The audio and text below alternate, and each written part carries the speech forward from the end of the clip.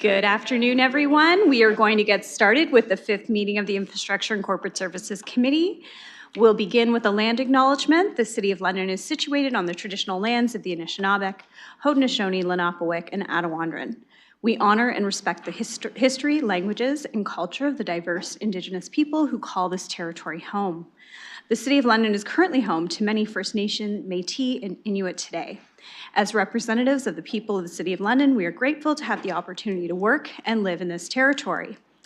The City of London is committed to making every effort to provide alternate formats of communication support for meetings upon request.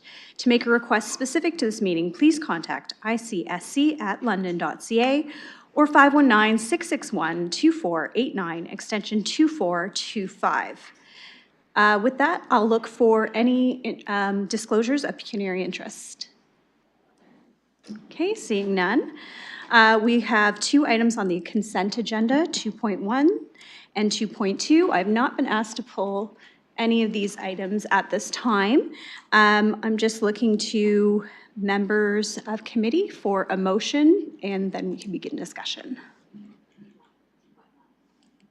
Oh, I do have a request, sorry, I should say. I do have a request to deal with 2.1 separately because we do have an amendment to 2.1. So then we'll take 2.2 first, which is the Public Sector Salary Disclosure Act report for the calendar year 2024. Councillor Hopkins has moved that, looking for a seconder.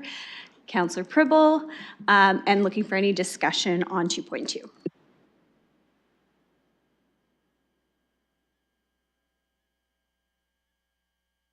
Councillor Frank. Thank you, yes. And I'm just wondering, do we ever get an itemized like Excel spreadsheet list of all of the names of the people and their titles and the amount? Just because I sit on some other boards and that's the style and format that they do it with those ones. Ms. Bourbon. Thank you through the chair. That we provide to the province. It's a very, very large file because obviously the City of London's a lot bigger in the prescribed format, and then we're responsible for submitting a number of the boards and commissions. So typically we've traditionally reported at a high level, and then when that is disclosed through the provincial listing, then that is available to the public. Follow-up, Councillor? Thank you. Okay, so we have a number of councillors online as well. I will say that committee is all here, and Councillor Van Meerbergen is joining us online. We also have Councillor Pelosa and Councillor McAllister online. Just wanted to make sure everyone was aware who's here. I saw Councillor Hopkins' hand. Go ahead. Yeah, thank you, Madam Chair, for recognizing that. I just wanted to follow up with Councillor Frank's questioning around the provincial listing. Do we know when that is put out to the public? That provincial list of public employees? Ms. Bourbon. Thank you through the chair. Typically, it's done before the end of the month. Traditionally, the date has varied. It could be a couple days prior up to the end of the month. So it's at the province's discretion when that list is actually made public, but certainly, traditionally, we seem to see it a couple days prior to the end of the month. Follow-up, Councillor? No, but many thanks for that information. Thank you. Thank you. So still on item 2.2, any other members of committee before I go to visiting councillors? Seeing none, I'll go to Councillor Stevenson.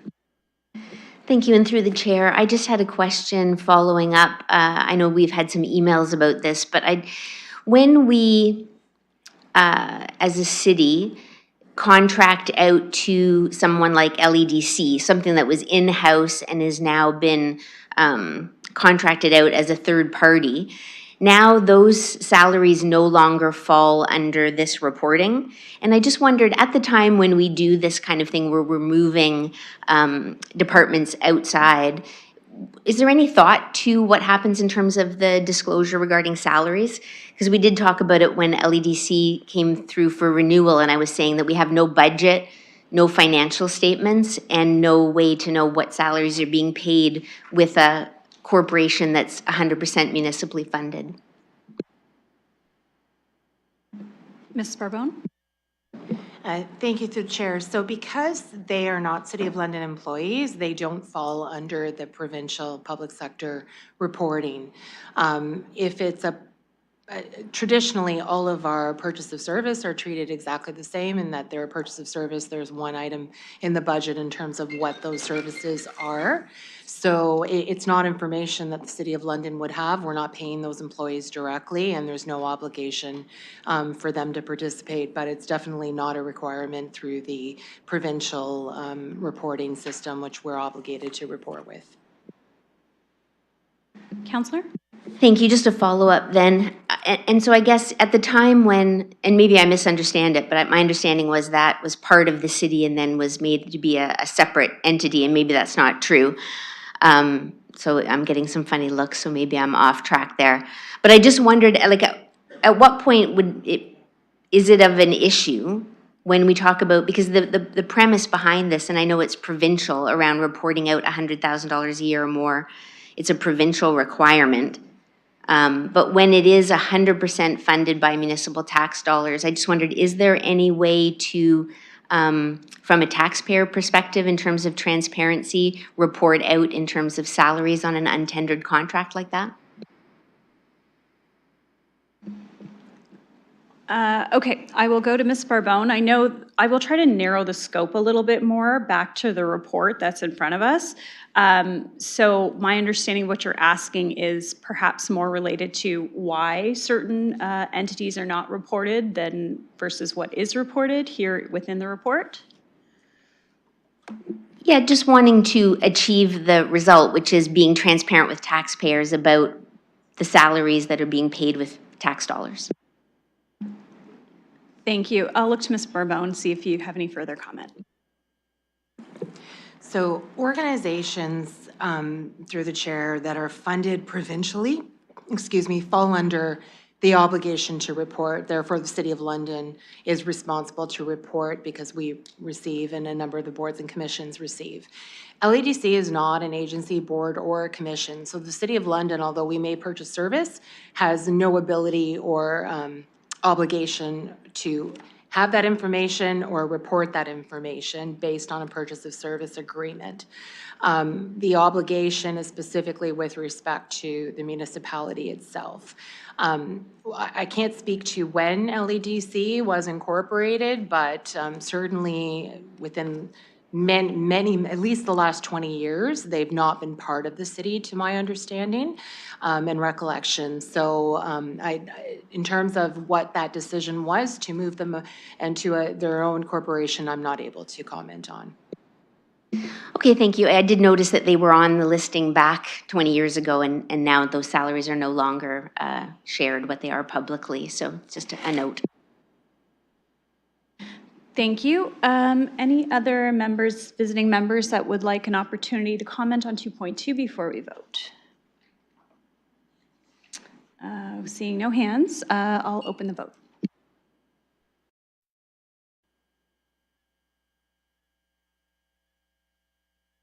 I'll vote yes. Closing the vote, motion carries 5-0. Thank you. Okay, we will look to move to item 2.1. We have a motion that was also circulated around some changes to the motion that was provided in the report. I'm going to look to Councillor Frank to take over as chair so that I can move the adjusted motion. Thank you, and I have chair, and I recognize Councillor Rahman. So Councillor Frank, I'll look to move the main motion first, and then I'm happy to put that on the floor, and then we'll move from there. Sure, so you're moving the main motion without any amendments at this time?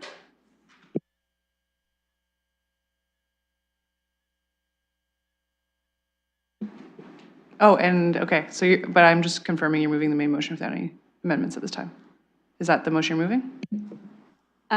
So I'm looking to move it, and then I'll amend it from there. Okay, seconder for the main motion as included in the staff report. And seeing Councillor Pribble, so that's moved and seconded, and then would you like to make an amendment to that? Yes, I would. And I'll just pull up the language 1 second.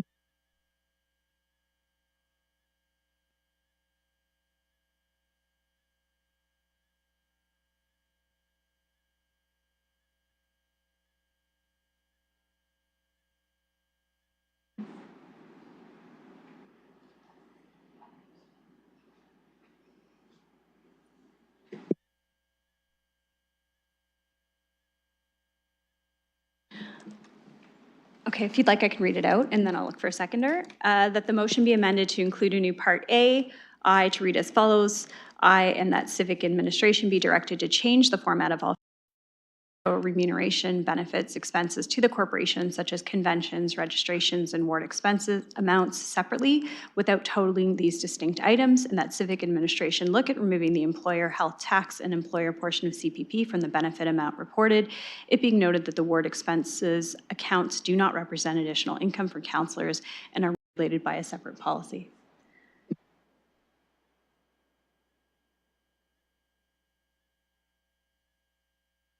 Sorry, just to clarify, sorry, if you don't mind. Sure, yeah.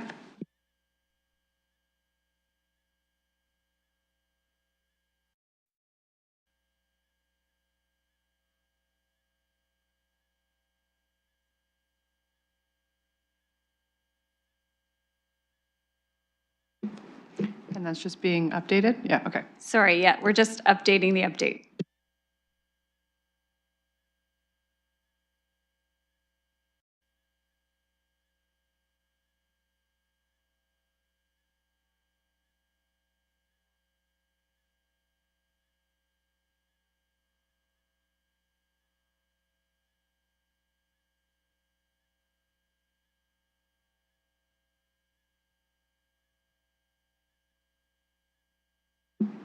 All right, is that the amendment that you're hoping to have? The one that's on the screen?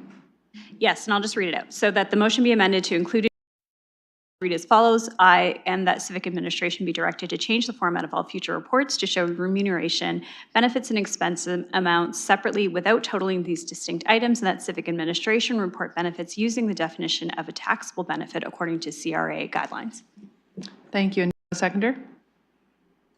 Okay, Councillor Pribble, so it's moved and seconded. It's on the floor. Would you like to speak to it first? Okay, Councillor Rahman. Thank you, and through you, Madam Presiding Officer. So I wanted to comment generally on the report and then specifically on this amendment, but I'll go specific to the amendment. So I'd like to thank Councillor Stevenson for providing the added information that's in our agenda, and then for consulting on the amendment that's in front of you. I think it's really important for clarity and transparency purposes to be able to convey to the public exactly what it is that councillors are paid and how we're remunerated and what expenses are accounted for. I do not want to leave the public thinking that there's in any way, shape, or form councillors pocketing additional money that is allocated for expenses to their ward. And so I think that the way that it's reported helps to clarify that as we move forward with what's in this motion, because I do think that perhaps the way that it's reported via the media, it sometimes makes it seem as though we are taking home more than perhaps we actually are. So I thank the councillor for that. I appreciate the comparative work and looking at what was done in other cities. I think it's helpful. Again, I think it's really important that the public understand that when we're on city business and that when we're traveling, when we're hosting ward meetings, when we're hosting a recreational swim or skate in our wards, these are not benefits that we are necessarily taking home, nor additional cash that we are receiving. And so I think that's really important to reflect what it is that councillors are being paid. Thank you. And any other members of committee who would like to speak to this? Councillor Pribble? Thank you, and through the chair, presiding officer, to the staff.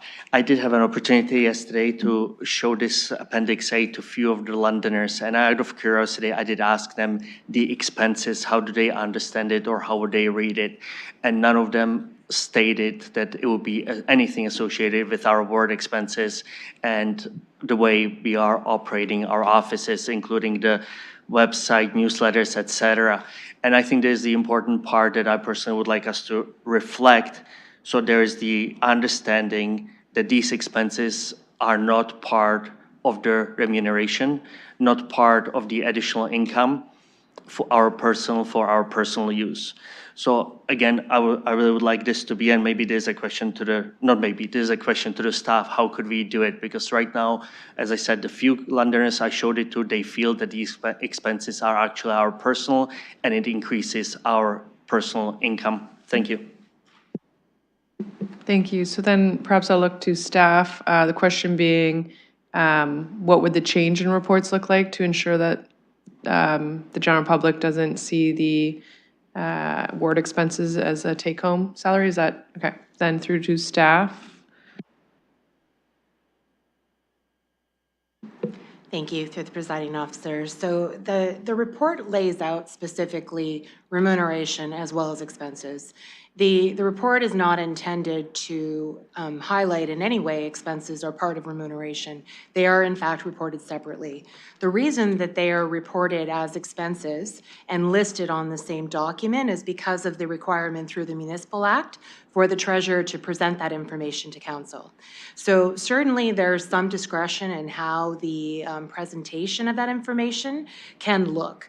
So certainly as per the resolution, there is an ability to remove the totals. There's also the ability to report two separate schedules, one that shows the expenses in accordance with the Municipal Act, as well as a separate one that shows what the remuneration is, also in accordance with the Municipal Act regulations. So certainly that's something that we can take back and look at creating some different presentation for the following year based on should this pass at council. Thank you. Any follow-up from Councillor Pribble? Just a follow-up, so thank you for the proposal. So again, before this will go out, again, we will get, without setting a specific date, timeline right now, when this would be presented back to the proposal to us, it will be done before the next one is published, correct? Sorry, staff? Through the presiding officer, yes, we would certainly, the deadline to disclose this information is March 31st. That's why we have a special ICSC committee meeting today. So certainly next year, when we look to bring forward this report, we would look to amend the presentation.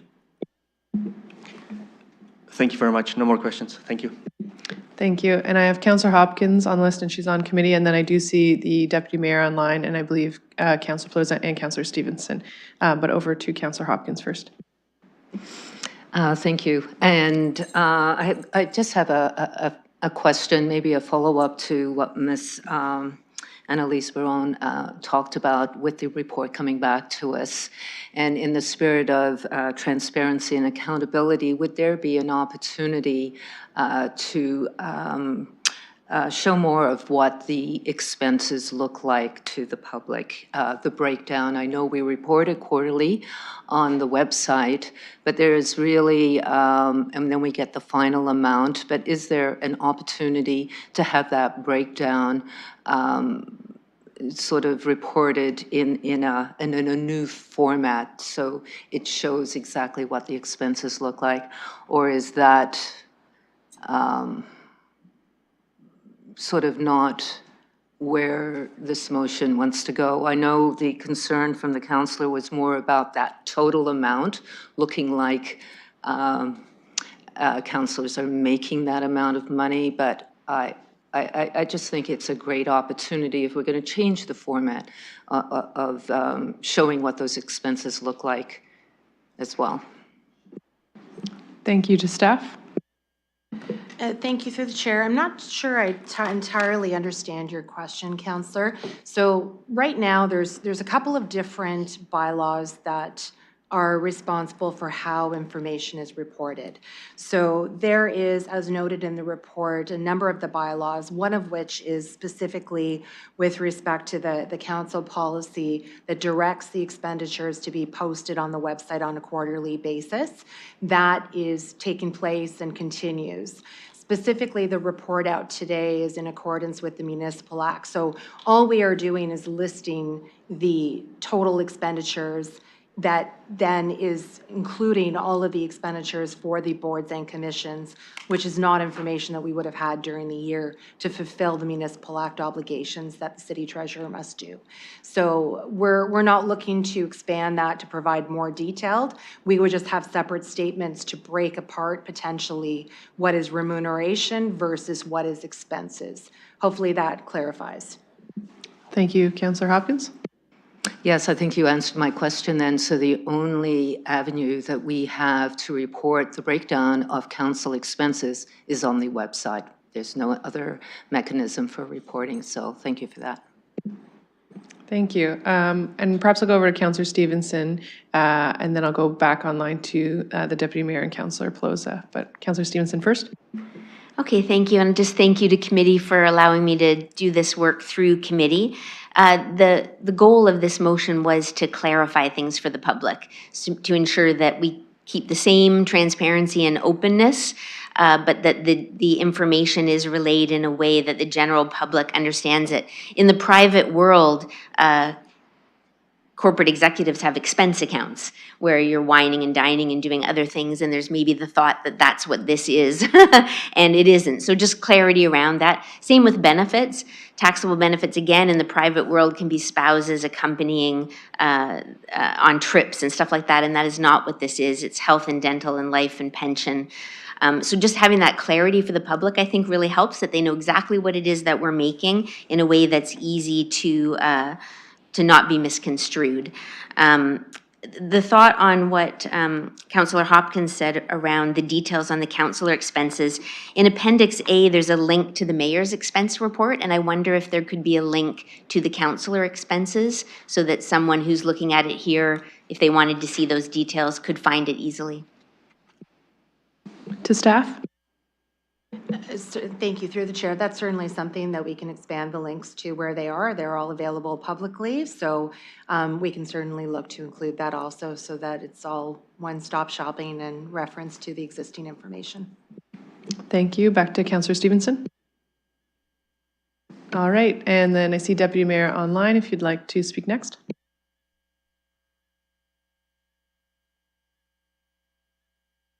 I can go next, although I think Councillor Plaza had her hand up first, so I'm willing to defer to her, but whatever you determine, Madam Presiding Officer. Sure, I can't see her just because I'm sitting over here without that second screen.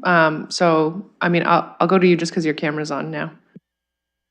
Okay, so first of all, I will say thank you to Councillor Stevenson for doing the legwork on this. And for doing some consultation with fellow councillors as well. Very much appreciated. Very much agree with what everyone has said so far. Like Councillor Pribble, I had the opportunity yesterday to have a conversation with someone at an arena about this prior to a hockey game. And it was the same sort of scenario. The understanding from the public perception was that all of this was on top of the ward expense account. And yet the way it's presented, it makes it seem as though the ward expense account is money that we get to put in our pocket, and certainly holding a town hall meeting, renting a pool for a Canada Day or a Family Day skate or things like that, sending out mailings to our residents to inform them of what's happening in the neighborhood.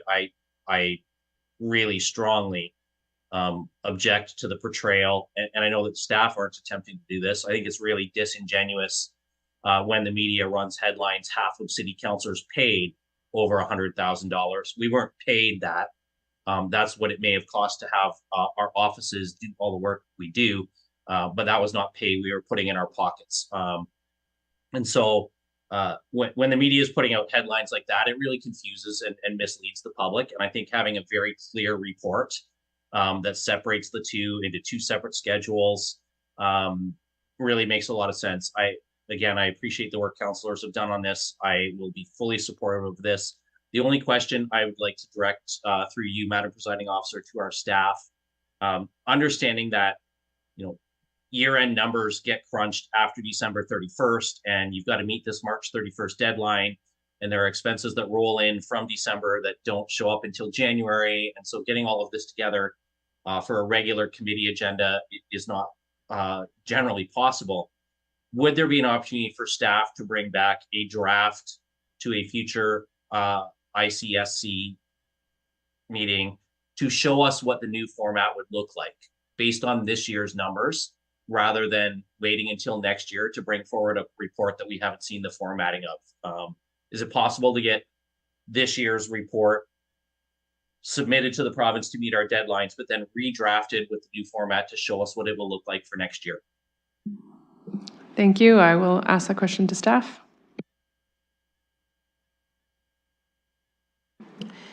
Through the chair, so certainly our main priority is going to be until June to move forward with our year-end financial statements, and our external audits have begun. So certainly we won't have capacity in the first half of the year, but certainly closer to the end of the year, it may be something that we would be able to provide a sample draft to bring forward. But I believe the direction is clear. So I think I'm not anticipating that there's going to be a significant difference, even by removing the totals and separating those off. I think you can envision pretty clearly, but it's certainly something that if the council wishes us to bring back, we can aim to do so. Thank you. And I might just follow up and ask, would you require direction to do that, or is this a sufficient conversation to have a draft in the fall or winter? Thank you through the chair. Certainly, I don't think we need the direction. If that's council's desire and you wish to see that come forward, we can provide a draft statement to bring that forward and presentation that we're anticipating to do. I think based on what I'm hearing, it should be fairly straightforward to be able to provide that mock-up and present that to the council. Great, thank you. And back to the Deputy Mayor. And thank you for anticipating my question about whether or not direction would be needed.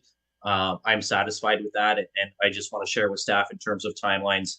Yes, but I don't expect it to be in a meeting or two. If it comes back September, October, even November, I'm fine with that. I don't feel a need to put any specific deadline on it. I would just like to see it so that if there's any questions or any other suggestions that we have to offer staff, they have those in advance of next year's report coming forward, so that we can offer those in a way that's, you know, a little less urgent than what we're dealing with today. All right, thank you. And then Councillor Pelosa, I believe, was next. Yeah, thank you, Madam Presiding Officer. Question for you to staff, based on colleagues' discussions. I think I already know the answer, but asking anyways. And I know we're on Municipal Act deadlines of the end of the month, but there's still a council meeting between now and then. Realizing the report might be more of a rudimentary separation, is it possible to have those changes made and brought forward prior to the next council meeting? Thank you. I'll direct that to staff. Through the presiding officer, that would be tomorrow. So there's no way we could turn this around that quickly. Thank you. Back to Councillor Pelosa. Thank you. Just knowing that it was the direction of council wanted to go, just was not missing opportunity to ask, but completely understand and accept that answer. Thank you. All right, thank you. I'm seeing no one else in chambers that has their hands up. I'm not sure if anyone else online does. Please turn on your camera so I can see you, but I'm not seeing any there either. All right, so then, I mean, if folks are okay, I might just do a quick comment from the chair. I agree with everything that's been said. I also have had a couple residents who were shocked to believe that I took home $100,000. I had to assure them that that was not the case. But unfortunately, I think given perhaps how it's been covered in the media, that is what people are thinking in the community. I think it's good that we're having this discussion to make sure that we can fact check folks. But seeing no other comments, then I will call the vote.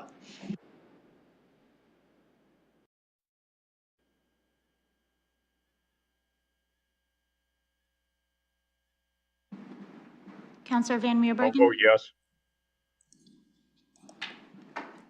Closing the vote, motion carries 5-0. You and I return the chair back to Councillor Robin.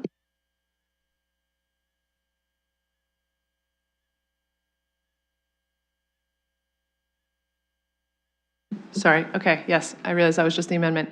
All right, so now then we go back to the original motion now has an amendment to it. It was moved and seconded by Councillor Rahman and Councillor Pribble. Is there any further discussion on the original motion plus now the amendment? No? All right, seeing no hands go up. Oh, okay, sorry, Councillor Pelosa? Sorry, perhaps. Sorry, it was a residual hand. Residual hand, sorry about that. All right, so seeing no further discussion, then we'll open the vote for that motion.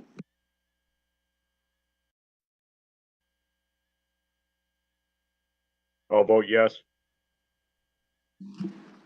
Closing the vote, motion carries 5-0. Thank you. Now I'll return the chair. Thank you so much. Okay, with that, we have no items under deferred matters and additional business that I've been made aware of. No confidential, so I'll look for a motion. Oh, no scheduled items, sorry. Sorry, Councillor Hopkins, go ahead. Oh, just for motion to observe. Okay, Councillor Hopkins was beating me to it. Motion to adjourn, Councillor Hopkins and Councillor Frank, all by hand. Motion carries. Thanks, everyone. Have a great day.